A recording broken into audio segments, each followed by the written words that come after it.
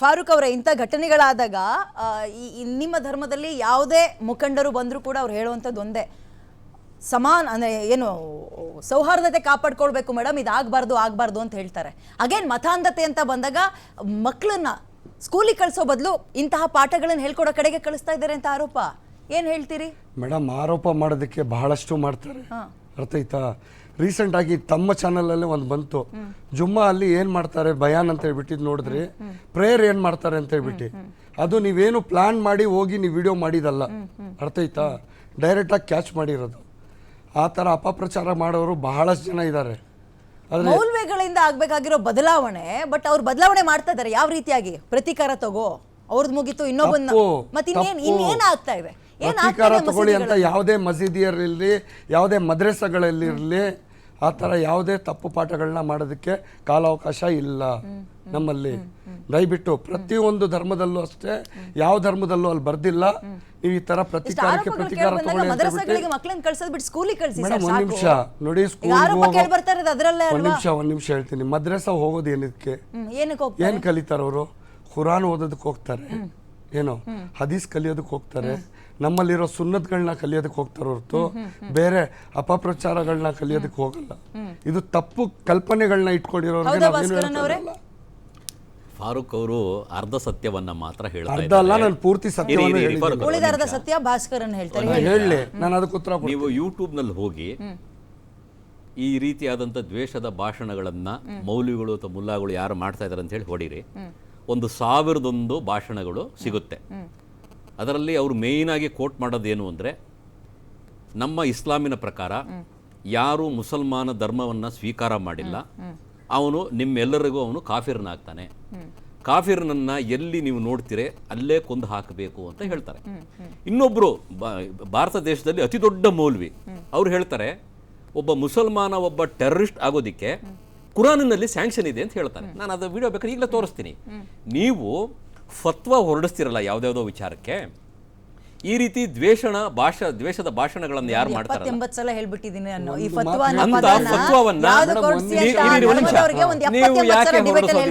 ನೀವು ಯಾಕೆ ಹೊರಡಿಸೋದಿಲ್ಲ ಅಂತ ಅವ್ರ ಮೇಲೆ.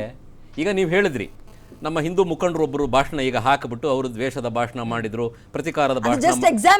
ನಿಮಿಷ ನೀವು ಹೇಳಿದ್ರಲ್ಲ, ಒಂದ್ ನಿಮಿಷ. ಅದೇ ರೀತಿಯಾಗಿ ಈಗ ನಾನು ನಿಮಗೆ ವಿಡಿಯೋಸ್ ಕೊಡ್ತೀನಿ. ನೀವು ನಾಳೆ ಬೆಳಿಗ್ಗೆ ಆ ಮೌಲ್ವಿಗಳು ಮುಲ್ಲಾಗಳದ್ದು ನೀವು ಹಾಕಿ ಅವ್ರ ಮೇಲೆ ನೀವು ಯಾಕೆ ಕ್ರಮ ಇಲ್ಲ ಅಂತ ಹೇಳಿ ರಾಜ್ಯ ಸರ್ಕಾರವನ್ನ, ಪೊಲೀಸ್ ಇಲಾಖೆಯನ್ನ ಕೇಳಿ. ಆಗ ನಾನು ಒಪ್ಕೊಳ್ತೀನಿ ಎಲ್ಲಾ ಮಾಧ್ಯಮಗಳು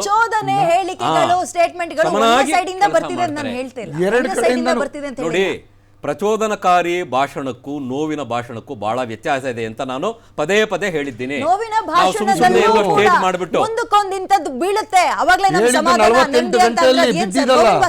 ಅಂದ್ರೆ ಈಗ ಪ್ರಚೋದನೀಯ ಭಾಷಣವೇ ಆಗುತ್ತೆ. ಇದಕ್ಕೆ ಸೇಡ್ ತೀರಿಸ್ಕೊಳ್ತೀನಿ ಅನ್ನೋದು ಬೇರೆ. ಆಯ್ತು, ಈಗ ಒಂದ್ ಕೆಲಸ ಮಾಡೋಣ. ಇವತ್ತೋ ನಾಳೆನೋ ನನ್ನ ಸಾಯಿಸಿದ್ರು, ನನ್ನ ಕುಟುಂಬ ವರ್ಗದವರು ಅಥವಾ ನಮ್ಮ ಫ್ಯಾಮಿಲಿ ಫ್ರೆಂಡ್ಸ್ ನಿಂತ್ಕೊಂಡು ಇದೇ ತರ ಭಾಷಣ ಮಾಡ್ತಾರೆ. ಅದು ನೋವಿನ ಭಾಷಣನ ಅಥವಾ ಪ್ರಚೋದನಕಾರಿ ಭಾಷಣ? ಅಂದ್ರೆ ನನ್ನ ಪ್ರಾಣಕ್ಕೆ ಬೆಲೆ ಇಲ್ವಾ? ಸಂಘರ್ಷದಿಂದಲೇ ಸಮಾಜವನ್ನ ಬದಲಾವಣೆ ಮಾಡಬೇಕು, ಕೊಲೆಗಳಿಂದ ಪ್ರತೀಕಾರದಿಂದಲೇ ಸಮಾಜವನ್ನ ಬದಲಾವಣೆ ಇದನ್ನ ಸರಿ ಮಾಡುವಂತ ಜವಾಬ್ದಾರಿ ಯಾರದ್ದು? ಕಾನೂನನ್ನ ಪಾಲಿಸೋರು ಯಾರು? ನಿನ್ನೆ ಕೂಡ ಮರ್ಡರ್ ಆದ್ಮೇಲೆ ಹಾಸ್ಪಿಟಲ್ ಹತ್ರ ನಿಂತ್ಕೊಂಡು ಬಹಳಷ್ಟು ಜನ ಬಹಳ ಮಾತಾಡಿದ್ರು, ಪ್ರತೀಕಾರಕ್ಕೆ ಪ್ರತೀಕಾರ ತಗೊಳ್ಬೇಕಂತ. ಅದನ್ನ ನಾನು ಸ್ವೀಕರಿಸೋದಿಲ್ಲ. ಯಾಕಂದ್ರೆ ನಾನು ಒಬ್ಬ ಭಾರತೀಯನಾಗಿ, ನಾನು ಒಬ್ಬ ಮುಸಲ್ಮಾನಾಗಿ ಹೇಳ್ತಾ ಇಲ್ಲ, ಇಲ್ಲಿ ನಾನು ಕುತ್ಕೊಂಡೆ ಒಬ್ಬ ಭಾರತೀಯನಾಗಿ ನಾನು ಹೇಳ್ತಾ ಇದ್ದೀನಿ. ಯಾವತ್ತೂ ಅಷ್ಟೇ. ಎಲ್ಲಿಂದ ಬರ್ಬೇಕು ಗೊತ್ತಾ ಫಾರೂಕ್ ಅವರೇ? ಮೇಡಮ್, ನಿಮ್ ಪ್ರಾರ್ಥನಾ ಮಂದಿರಗಳಿಂದ ಮೇಡಮ್ ಎಲ್ಲಾ ಕಡೆಯಿಂದ ಬರ್ತಾ ಇದೆ. ದಯವಿಟ್ಟು ನೋಡಿ, ನಾನು ಹೇಳ್ತಾ ಇದ್ದೀನಿ. ಇವಾಗ ಭಾಸ್ಕರ್ ಅವರು ಹೇಗೆ ಹೇಳಿದ್ರು, ಒಂದೊಂದು ಕಡೆ ನೋಡಿ ಎಲ್ಲಾ ಧರ್ಮದಲ್ಲೂ ಪ್ರತಿಯೊಂಥರ ಜನ ಇದ್ದಾರೆ, ಒಳ್ಳೆಯವರು ಇದ್ದಾರೆ, ಕೆಟ್ಟವರು ಇದ್ದಾರೆ. ಅದಕ್ಕೆ ನೀವು ಕೆಟ್ಟವ್ರನ್ನ ಎಲ್ಲಾರನ್ನು ಸೇರಿಸಿ ಒಳ್ಳೆಯವ್ರ ಜೊತೆ ನೀವು ಹೋಲಿಕೆ ಮಾಡಕ್ಕಾಗಲ್ಲ. ಒಂದ್ ನಿಮಿಷ ಹೇಳ್ತೀನಿ ಕೇಳಿ, ಹೋಲಿಕೆ ಮಾಡಕ್ಕಾಗಲ್ಲ. ಆದ್ರೆ ಒಳ್ಳೆಯವ್ರನ್ನ ಎಲ್ಲಾರ ಜೊತೆ ಕೆಟ್ಟವ್ರ ಜೊತೆ ನೀವು ಯಾವತ್ತೂ ಹೋಲಿಕೆ ಮಾಡಲ್ಲ. ಒಂದ್ ನಿಮಿಷ ಹೇಳ್ತಾ ಇದೀನಿ ಕೇಳಿ, ನಾನು ಹೇಳ್ತಾ ಇದ್ದೀನಿ, ನಾನು ಏನ್ ಹೇಳ್ತಾ ಇದ್ದೀನಿ ಅದನ್ನ ಅರ್ಥ ಮಾಡ್ಕೊಳ್ಳಿ. ಫಾರೂಕ್ ಅವ್ರು ಇಲ್ಲಿ ಕುತ್ಕೊಂಡು ಮಾತಾಡೋ ಪ್ರತಿ ಮಾತನ್ನು ನಿಮ್ ಪ್ರಾರ್ಥನಾ ಮಂದಿರಗಳಲ್ಲಿ, ಪ್ರಾರ್ಥನಾ ಮಂದಿರಗಳಲ್ಲಿ ಎಲ್ಲಾದ್ರಲ್ಲೂ ಹೇಳ್ತಾರೆ. ನಿಮ್ಗೆ ಇನ್ನೂ ಬೇಕಾದ್ರೆ ಡೌಟ್ ಆದ್ರೆ ನೀವು ಈ ಶುಕ್ರವಾರನೂ ಹೋಗಿ, ನೀವು ಡೈರೆಕ್ಟ್ ಆಗಿ ನೀವು ಯಾವುದೇ ಮಸೀದಿಯಲ್ಲಿರ್ಲಿ, ನೀವು ಹೋಗಿ ಒಂದು ಪ್ರೇಯರ್ ಮಾಡುವಾಗ ನೀವು ನೋಡ್ಕೊಳ್ಳಿ, ಒಂದು ಕ್ಯಾಮ್ರಾ ನೀವು ಬನ್ನಿ ಮೇಡಮ್. ಈಗಲೂ ನಾನೇ ಹೇಳ್ತಾ ಇದೀನಿ, ನೀವು ಯಾವ ಸೆಲೆಕ್ಟ್ ಮಾಡ್ತೀರಾ ಹೇಳಿ, ನಾನು ನಿಮ್ ಜೊತೆಯಲ್ಲಿ ಬರ್ತೀನಿ. ಎಲ್ಲಾದ್ರೂ ಒಂದ್ ಕಡೆ ಅಪಪ್ರಚಾರ ಆದ್ರೆ ನೀವೇನ್ ಹೇಳ್ತೀರಾ ನಾನು ಕೇಳ್ತೀನಿ. ಎಷ್ಟೋ ಶುಕ್ರವಾರಗಳು ಪ್ರತೀಕಾರಕ್ಕೆ ಪ್ರಾರ್ಥನಾ ಪ್ರತೀಕಾರ ಮಂದಿರದಲ್ಲಿ ಒಂದ್ ನಿಮಿಷ ಪ್ರಾರ್ಥನೆ ಕೇಳಿ. ಮುಗಿಸ್ಕೊಂಡು ಬಂದ್ಮೇಲೆ ಈಗಲೂ ಕಲ್ಲಿಟ್ಟು ನಾನು ಬನ್ನಿ ಬಂದಿರೋ ನಾನು ಹೇಳ್ತಾ ಉದಾಹರಣೆಗಳನ್ನ ಇದ್ದೀನಲ್ಲ ಕೊಡ್ತೀನಿ ಇವತ್ತು ಸರ್. ನೋಡಿ ಮೇಡಮ್ ನಾನು ಕೊಡ್ಲಾ ಹೇಳ್ತಾ ಸರ್ ಇದ್ದೀನಿ. ಉದಾಹರಣೆನ? ಇವತ್ತು ಬೆಂಗಳೂರಿನಲ್ಲೇ ಕೊಡೋದಾ ನಾಳೆ ಉದಾಹರಣೆನ? ಒಂದ್ ದಿವಸ ಇದೆ ಬೆಂಗಳೂರು ಅಂತಲ್ಲ ಮೇಡಮ್ ನೀವು ಎಲ್ಲಿ ಬೇಕಾದ್ರೂ ಹೇಳಿ ನಾನು ಬರ್ತೀನಿ. ನಾನು ಹೇಳ್ತಾ ತಮ್ಮ ಜೊತೆ ನಾನ್ ಇದ್ದೀನಲ್ಲ ಬರ್ತೀನಿ. ಎಷ್ಟೋ ಶುಕ್ರವಾರಗಳಲ್ಲಿ ಪ್ರಾರ್ಥನೆ ಆದ್ಮೇಲೆ ಪ್ರಾರ್ಥನಾ ಮಂದಿರದಿಂದ ಕಲ್ಲಿಟ್ಕೊಂಡು ಹೊರಗೆ ಬಂದಿರೋದನ್ನ ನಾವು ನೋಡಿದೀವಿ ಸರ್. ಮೇಡಮ್ ನೋಡಿ ನಾವು ನಾನು ಹೇಳ್ತಾ ನೋಡಿದೀವಿ, ನಾವೇ ಇದ್ದೀನಿ. ಸುದ್ದಿ ನಾನು ಮಾಡಿದೀವಿ. ಫಾರೂಕ್ ಅವ್ರಿಗೆ ಒಂದು ಪ್ರಶ್ನೆ ಕೇಳ್ಬೋದಾ? Please. ಕೇಳಿ ಈಗ ಕರೋನಾ ಔಟ್ ಬ್ರೇಕ್ ಆಯ್ತಲ್ಲ, ಆ ಸಮಯದಲ್ಲಿ ಇಲ್ಲಿ JJR ನಗರದಲ್ಲಿ ಮತ್ತು ಇನ್ನೊಂದು 2 ಕಡೆ ಆಶಾ ಕಾರ್ಯಕರ್ತೆಯರ ಮೇಲೆ ಹಲ್ಲೆ ಆಯಿತು. ಅವ್ರನ್ನ ಕೆಲವ್ರನ್ನ ಹಿಡ್ಕೊಂಡೋಗಿ ಜೈಲಿಗೆ ಹಾಕಿದ್ರು. ಚಾಮರಾಜಪೇಟೆ MLA BZ ಜಮೀರ್ ಅಹಮದ್ ಖಾನ್ ಅವರು ಅವರನ್ನು ಕರ್ಕೊಂಬಂದು ಮಾಧ್ಯಮಗಳ ಮುಂದೆ ಕಂತೆ ದುಡ್ಡು ಕೊಟ್ಟು ಹೂವಿನ ಹಾರ ಹಾಕಿ ಮೆರವಣಿಗೆ ಮಾಡಿ ಕರ್ಕೊಂಬಂದು ಬಿಟ್ರು. ಇದು ಸರಿನಾ? ಈ ರೀತಿ ಮನಸ್ಥಿತಿ ಇರುವಂತ ನಾಯಕರು ಇದ್ರೆ ಒಂದು ಕೊಲೆ ಅಲ್ಲ, ತಿಂಗಳಿಗೆ 100 ಕೊಲೆನೂ ಆಗುತ್ತೆ. ಅದನ್ನ ಇವರು ಸಮರ್ಥನೆ ಮಾಡ್ಕೊಳ್ತಾರ? ಒಂದು. ಎರಡನೇದು ಇರಿ ಒಂದ್ ನಿಮಿಷ. BZ ಜಮೀರ್ ಅಹಮದ್ ಖಾನ್ ಅವರ ಆ ನಡೆಯನ್ನ ಯಾವುದಾದರೆ ಮಸೀದಿಯಲ್ಲಿ ಅಥವಾ ಮದ್ರಸಾದಲ್ಲಿ ನೀವು ಪ್ರಶ್ನೆ ಮಾಡಿ ಅವ್ರ ಮೇಲೆ ಯಾವುದಾದ್ರೆ ಒಂದು ಸಣ್ಣ ಫತ್ವವನ್ನ ಹೊರಡಿಸಿದ್ರ? ನಮಗೆ ಮುಸಲ್ಮಾನರ ದ್ವೇಷದ ಬಗ್ಗೆ ಅವರ ಪ್ರತಿಕಾರದ ಬಗ್ಗೆ ನಮಗೆ ಭಯ ಇಲ್ಲ. 99% ಮುಸಲ್ಮಾನರ ಆ ಸೈಲೆನ್ಸ್ ಇದೆಯಲ್ಲ, ಸುಮ್ಮನೆ ನೋಡ್ಕೊಂಡು ಹಿಂಗಾಗ್ಲಿ ಅಂತ ಮಜಾ ತಗೋತಾರಲ್ಲ, ಅದ್ರ ಬಗ್ಗೆ ನಮಗೆ ಭಯ ಇದೆ. ಇವಾಗ ಇವ್ರು ಕೇಳೋದು ಅದ್ರ ಬಗ್ಗೆ ನಮಗೆ ಭಯ ಇದೆ. ಒಂದ್ ನಿಮಿಷ ಮೇಡಮ್, 1% ಜಿಹಾದಿ ಮುಸಲ್ಮಾನರ ಬಗ್ಗೆ ನಾವು ಚಿಂತನೆ ಮಾಡಲ್ಲ. 99% ಮುಸಲ್ಮಾನರು ಸುಮ್ಮನಿದ್ದು ಅದನ್ನ ಸಮರ್ಥನೆ ಮಾಡ್ತಾರಲ್ಲ, ಅವ್ರ ಬಗ್ಗೆ ನಮಗೆ ಬೇಜಾರಿದೆ. ಕಾನೂನು ಇಲಾಖೆ ಕೂಡ ಅವ್ರು ಆಡಿಸ್ದಂಗ ಆಡ್ತಾ ಇದಾರೆ ಅಂತಾರೆ. ಹಾಗಾದ್ರೆ ಅವ್ರಗಳಿಗೆ ಬಲಿ ಆಗ್ತಾ ಇರೋದು ಯಾರು? ಒಂದ್ ನಿಮಿಷ ಹೇಳ್ತೀನಿ. BZ ಜಮೀರ್ ಅಹಮದ್ ಖಾನ್ ಅವರು ಕರ್ಕೊಂಡ್ಬಂದು ಕಂತೆ ದುಡ್ಡನ್ನ ಕೊಟ್ರು ಅಂತ ಭಾಸ್ಕರ್ ಸರ್ ಹೇಳ್ತಾ ಇದಾರಲ್ಲ, ಅದರಲ್ಲಿ ಬಹಳಷ್ಟು ಜನ ಅಮಾಯಕರು ಇದ್ರು. ನೀವೇನ್ ಡಿಸೈಡ್ ಮಾಡ್ತೀರಿ? It is for the court to decide. ಹಂಗಲ್ಲ, Farooq is not an authority to decide whether a person is innocent or guilty.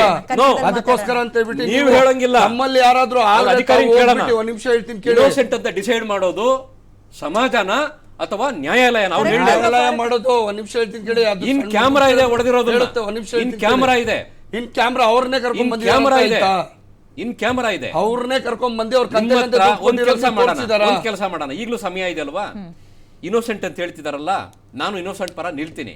ಗಲಭೆ ಮಾಡಿದ್ರಲ್ಲ, ಅವ್ರನ್ನೆಲ್ಲ ಕರ್ಕೊಂಡ್ಬಂದು ಕಾನೂನಿಗೆ ಒಪ್ಪಿಸ್ಬಿಡ್ಲಿ. ಅಂದ್ರೆ ಲಿಸ್ಟ್ ಇರ್ಬೇಕಲ್ವಾ?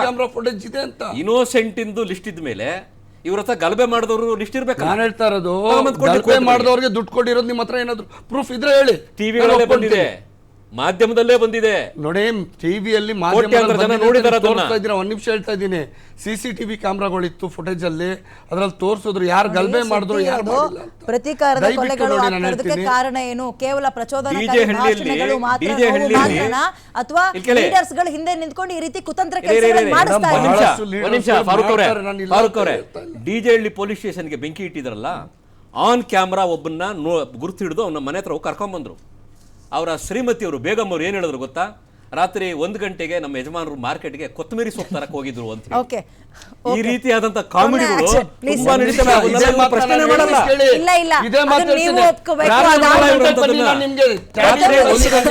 ಕೊತ್ತಂಬರಿ ಸೊಪ್ಪು ತರಕ್ ಹೋಗ್ತಾರೆ. ಕೊಡಿಸ್ತೀನಿ ನಾನು ನಿಮ್ಗೆ. 3 ಗಂಟೆ ಕೊಡಿಸ್ತೀನಿ. 2 ಗಂಟೆಗೆ ಹೋಗಿ ಯಾಕೆ ಸೊಪ್ಪು ತರೋದು? ಯಾಕೆ ತರಬೇಕು? ಕೊಡಿಸ್ತೀನಿ. ರಾತ್ರಿ 9 ಗಂಟೆಗೆ ಸಿಗಲ್ವಾ? ಬೆಳಗ್ಗೆ 6 ಗಂಟೆಗೆ ಸಿಗಲ್ವಾ? ಕೊತ್ತಂಬರಿ ಸೊಪ್ಪು ತರೋದಕ್ಕೆ ರಾತ್ರಿ 1 ಗಂಟೆ ಯಾಕೆ ಫಿಕ್ಸ್ ಮಾಡಿದ್ದೀರಾ ನೀವು? ದಯವಿಟ್ಟು ಕಾರ್ಯಕ್ರಮ ಮುಗಿಸೋ ಸಮಯ ಸರ್. ಪ್ರಶ್ನೆ ಹೋಗಿ ಬಂದು ಕಾನೂನು ಸುವ್ಯವಸ್ಥೆ ಏನಾಗ್ತದೆ, ಪೊಲೀಸರು ಏನ್ ಮಾಡ್ತಾ ಇದಾರೆ ಆಗ್ಲಿ ಅಂತಾನೆ ಕಾಯ್ಕೊಂಡು ಕೂತಿದಾರಾ? ಆದ್ಮೇಲೆ ಸೆಕ್ಷನ್ 144 ಅಂತಾರೆ. ಏನಕ್ಕೆ ಸರ್ ಬೇಕು ಪೊಲೀಸರು? ಇವ್ರ ಹ್ಯಾಂಡಲ್ ಮಾಡ್ಕೊಳ್ತಾರೆ ಬಿಡಿ ಮಂಗಳೂರು ಭಾಗನ. ಅಲ್ಲ, ಪೊಲೀಸ್ ಇಲಾಖೆ ಕೂಡ ಒಂದು ಮಾತ್ರವಾದ ಕಾರ್ಯಾಚರಣೆ ಮಾಡಬೇಕಾಗುತ್ತೆ, ಅದಕ್ಕೆ ಒಪ್ಕೊಳ್ತೇನೆ. ಏನು ಅಂತ ಹೇಳಿದ್ರೆ, ಹಿಂದೂ ಸಂಘಟನೆಗಳು, ಮುಸ್ಲಿಂ ಸಂಘಟನೆಗಳು ಯಾರ್ಯಾರು ಈ ಆತಂಕಕಾರಿ ಬೆಳವಣಿಗೆಯನ್ನು ಉಂಟು ಮಾಡ್ತಾರೆ ಅವ್ರನ್ನ ಲಿಸ್ಟ್ ಔಟ್ ಮಾಡಬೇಕು. ಅವ್ರನ್ನ ಯಾರು ಭಾಳ ಡೇಂಜರಸ್ ಅಪಾಯಕಾರಿ ವ್ಯಕ್ತಿಗಳು ಇದ್ದಾರೆ, ಯಾವುದೇ ಧರ್ಮದ ವ್ಯಕ್ತಿಗಳು ಅಪಾಯಕಾರಿ ಇದ್ದಾರೆ, ಅವ್ರನ್ನ ರೌಡಿ ಶೀಟ್ ಲಿಸ್ಟ್ ಮಾಡಿದ್ರೆ ಒಂದ್ ಪಾರ್ಟಿ ಬಂದು ಒಂದ್ ಧರ್ಮದವ್ರನ್ನ ಬಿಡಿಸುತ್ತೆ, ಇನ್ನೊಂದು ಪಾರ್ಟಿ ಬಂದು ಇನ್ನೊಬ್ಬರನ್ನ ಬಿಡಿಸುತ್ತೆ. ಯಾವುದೇ ಆಮೇಲೆ ಇನ್ನೊಂದು ಮೇಡಮ್, ದಕ್ಷಿಣ ಕನ್ನಡ ಜಿಲ್ಲೆಯಲ್ಲಿ ರಾಜಕೀಯ ಪಕ್ಷಗಳು ಇಂಟರ್ಫಿಯರ್ ಆಗ್ತಕ್ಕಂಥ ನಿಲ್ಲಿಸಬೇಕು. ಆವಾಗ ರಾಜ್ಯ ಆ ಒಂದು ಜಿಲ್ಲೆ ಸರಿಯಾಗುತ್ತೆ ಅಂತ ನಾನು ಭಾವಿಸಿದ್ದೇನೆ. ಯಾವುದೇ ಕಾರಣಕ್ಕೆ ಸಂಘಟನೆಗಳು ರಾಜ್ಯದ ಗೃಹ ಇಲಾಖೆ ಬಗ್ಗೆ ಸನ್ಮಾನ್ಯ ಪೊಲೀಸ್ ಅಧಿಕಾರಿಯವರು ಒಂದೆರಡು ಮಾತನ್ನ ಹೇಳಬೇಕು. ಇಲ್ಲ, ಕಾರ್ಯಕ್ರಮ ಮುಗಿಸೋಣ ಸರ್. ಗೃಹ ಸಚಿವರು ನಮಗೆ ಬೇಕಾ? ಚೇಂಜಸ್ ನಿರ್ಧಾರ ಮಾಡ್ಲಿ. ರಾಜ್ಯದಲ್ಲಿ ಕಾನೂನು ಸುವ್ಯವಸ್ಥೆ ಇದೆಯಾ? ಪ್ರಮುಖವಾಗಿ ಮಂಗಳೂರು ಭಾಗದಲ್ಲಿ ಅಗತ್ಯನೇ ಇಲ್ಲ. ಸ್ಟೇಷನ್ಗಳಿಗೆ ಬೀಗ ಹಾಕಿ ಬೇಕಾದ್ರೆ ಜನನೇ ಕೊಡಿಸ್ತಾರೆ.